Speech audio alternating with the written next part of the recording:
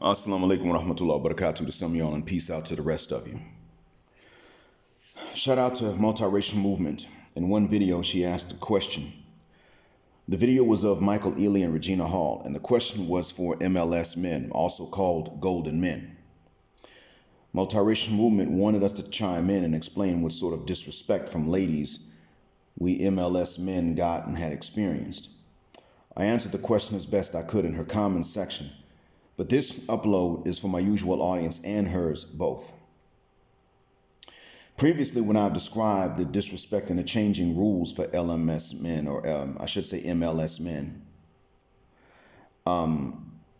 sometimes commentators have said, I'm not sure what you're talking about, Black Mind, or maybe they said, I've heard rumors, but I never witnessed it.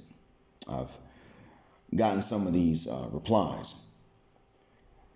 The reason for this is something I actually understand, meaning I understand not only will everyone not have the same observations, but I also know why the observations may change from place to place. Number one, every locale has its ambiguity threshold. That is how exotic or ambiguous an MLS man can look and still be treated as equal to other black men by these same black women who have options.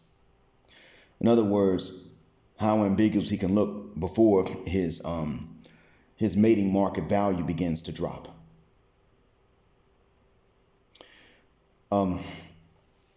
This is not the exact same threshold in every single city and every single town and village in the United States. It does change bit by bit as you travel in any particular direction, but the threshold is there. It's just a question of what it is, wherever you are. New Orleans was different from the rest of the Gulf Coast growing up. I consequently learned as an adult that its ambiguity threshold was noticeably higher, even than places not too far from it, like Hammond, Baton Rouge, Lafayette. As an example. So this being said, when some of you have said, well, I've seen something different, it is largely because in different regions it does change. Apparently, if I go into inland Texas, away from the coast, inland Louisiana, inland Mississippi, inland Alabama, places with names like Lyncher Brother and Nowhere, or places with names that come out of biblical place names like Palmyra or Canaan, these type places.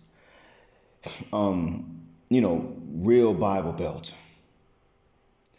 I'm going to tell you straight away that these areas will have a higher threshold for men. So I understand that. One thing that does happen, though, is this. In these areas and in these regions, even still, if you come from outside, then of course that's better. But if you're from some urban population, you're not going there looking for a wife per se. That might change later.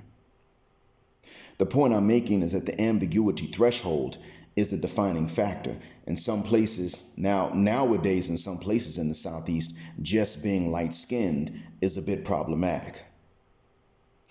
But when you go into Atlanta or the I-10 corridor of the Gulf Coast, either of those areas, because these have urban populations not too far from each other, it changes. See, then the threshold, well, actually, those are the areas where the threshold is nowadays, from what I've heard, just being light-skinned. When I was coming up, it was being light-skinned with loose textured hair. You could be abundantly melanated with loose textured hair. You could be light-skinned with 4C hair. It was just a question of how exotic you looked. Once you were ambiguous and it looked like you might be part of a mixed couple, she didn't want to be seen out in public with you. Even if she liked you, she was going to treat you differently, and you were going to be confused. So that's why it is that people see this difference. Now, to answer the question, multiracial movement, the best way I can describe what happens beyond the ambiguity threshold, whatever it is in your location, as a man, is the same phenomena. So maybe in one town I would face this, and in another town Mr. Cannon would face it. And then in New Orleans, he would not face this. Whereas I would still, maybe I'd face it in New Orleans nowadays, maybe not. But then if I went into, let's say I went to Atlanta, I'd face it even more. It could change like that. But once you're beyond that ambiguity threshold for that region, Jay Cash is actually a good person to whom to listen because he's talked about this before. What happens beyond that ambiguity threshold is a very serious form of hyperjudgment. And the best way I could describe it is, you take a look at what black folks go through in general when they have to deal with covert racist, but it's still there, and they're still racist. Then you can turn around and take that same thing, and that's what it's like for an MLS man in the mating market amongst black folks, be the women MLS or not MLS. That's what you face. Once they're decently attractive, have had like 2 guys shoot their shots at them, or have even just gotten looks and stares, once that has happened and she feels a sense of a healthy sense of self-confidence, self-esteem in the mating market, she now is going to treat you like you're less than. That's what it is. So you were then undervalued because the same muscle on you, while these things can compensate, the fact is that the same muscle on you, the same money in your pocket, the same car at your feet and at your hands, all of these things that could compensate, they still they offset your ambiguity, but your ambiguity also offsets the value of these things. You see what I mean? That's what winds up happening. We're not allowed to talk about that, but it is very confusing when we're young. So what winds up being the case is that you learn at a young age that this is what's going to happen every time, as long as you stay within the race. I don't just mean not being chosen, but the disrespect that comes with it. To give an example, you learn early on, you cannot hold doors open. You cannot not hold doors open if you're on dates. Doesn't matter. If the date goes very smoothly, then you're too organized and too orchestrated. If it does not, then you're dumb and you didn't plan ahead very well. And you probably don't have much experience dating. That's how they view it. Everything is a negative, because they're going to interpret everything to the most possible negative conclusion anyway, by attributing the most negative reason possible behind whatever they have observed, because they're already overanalyzing you and hyper-scrutinizing you.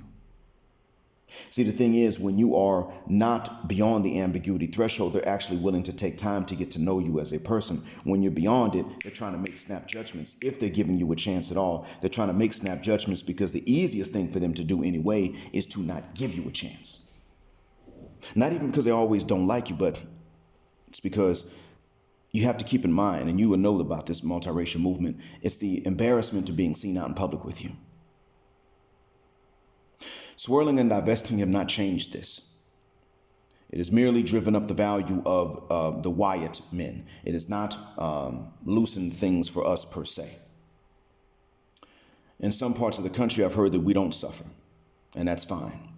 I know in New Orleans, it's not something they generally hold against men. I'm glad that they don't. I don't want Mr. Cannon to know about this firsthand. He shouldn't have to. No one should. But again, we're not even talking about just not being chosen, but the disrespect. You are suspected. And the funny thing is that when kids gravitate to you, that makes you look suspicious.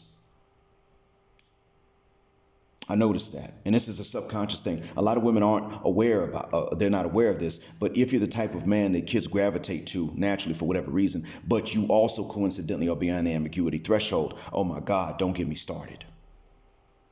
Your own relatives will turn around and say, you notice how good he is with them kids? Something's off.